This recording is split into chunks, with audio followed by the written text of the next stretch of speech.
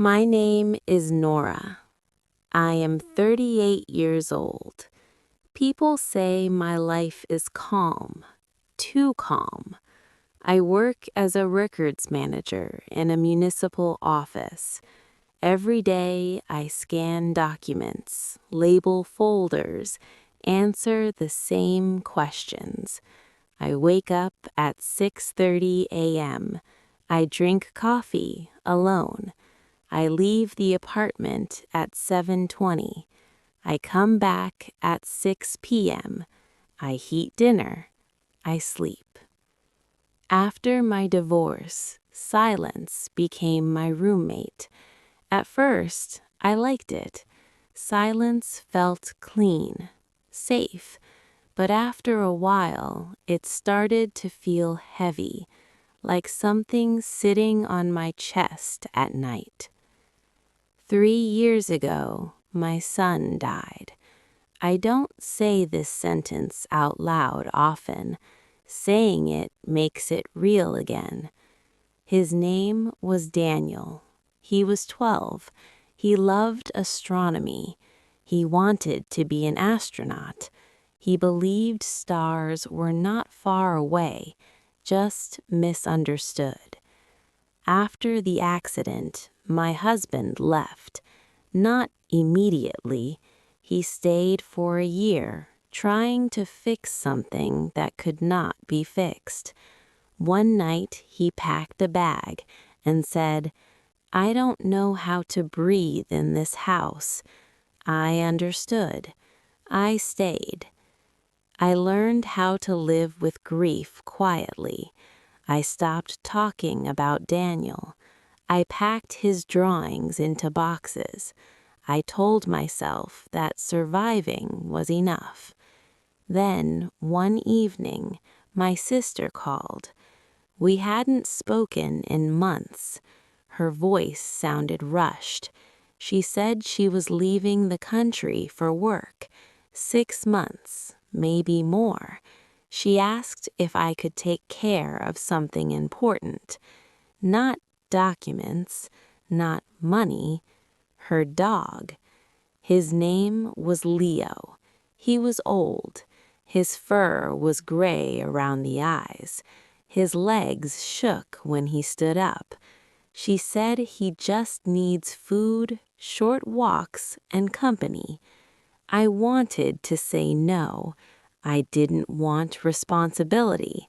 I didn't want attachment. I didn't want to care about something that could leave me again. But I said yes. Leo arrived with a small bed, 2 bowls, and a bag of food.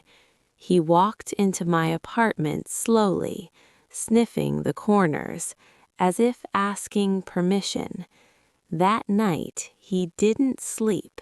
He walked from room to room, nails clicking on the floor. I lay awake, listening. The first weeks were exhausting. He woke me at dawn. He needed help climbing stairs. He stared at me while I ate, as if afraid I might disappear. I felt irritated, trapped. My routine was broken. Then one night, something changed. I came home late after an argument at work. I dropped my bag and sat on the floor, my back against the wall. My chest hurt. I couldn't breathe properly. Leo walked toward me, slowly, carefully. He sat in front of me and placed his head on my knee. I froze. That simple wait broke something inside me. I started crying, not quietly, not politely, but the kind of crying that empties you. Leo didn't move. He stayed. From that night on, my apartment changed. There was movement. There was waiting. There was a reason to come home. I started taking longer walks. I talked to Leo. I told him things I hadn't said in years. about Daniel, about the day of the accident, about the stars Daniel used to draw on my ceiling. Leo listened, or maybe he just stayed. That was enough. Months passed, then my sister called again. She said she wasn't coming back. She said she had started a new life. She asked if I could keep Leo forever. I looked at him sleeping near my feet. His chest rose and fell slowly. I said yes. That night, I dreamed of Daniel for the first time in years. He was standing under a dark sky, pointing up. I woke up crying. One afternoon, while cleaning, I noticed something strange. Leo stopped in front of Daniel's old bedroom. He stared at the door and whimpered softly. I hadn't opened that room in years. I tried to pull Leo away, but he resisted. He scratched at the door lightly.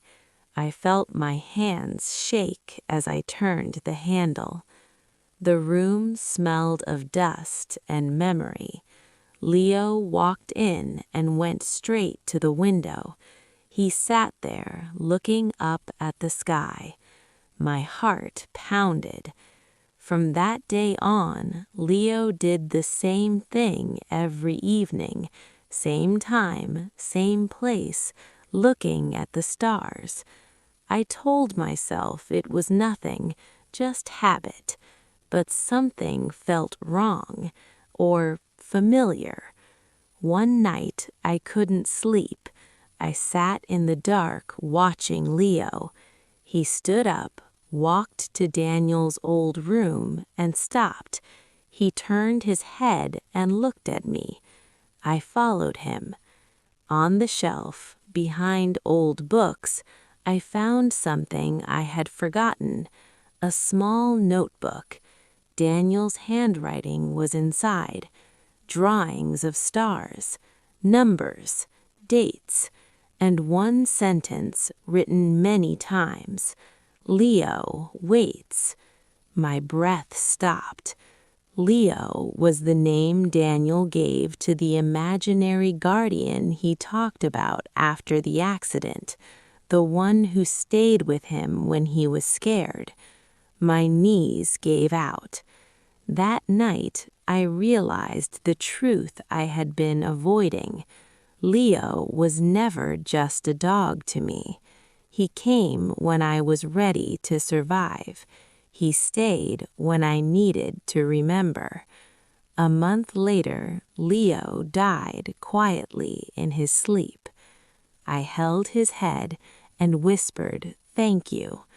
Now my apartment is quiet again, but the silence is different.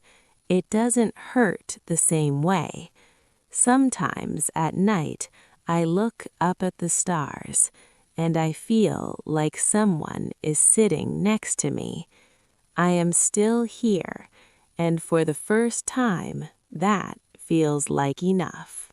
If you liked this story, please like, comment, share, and subscribe.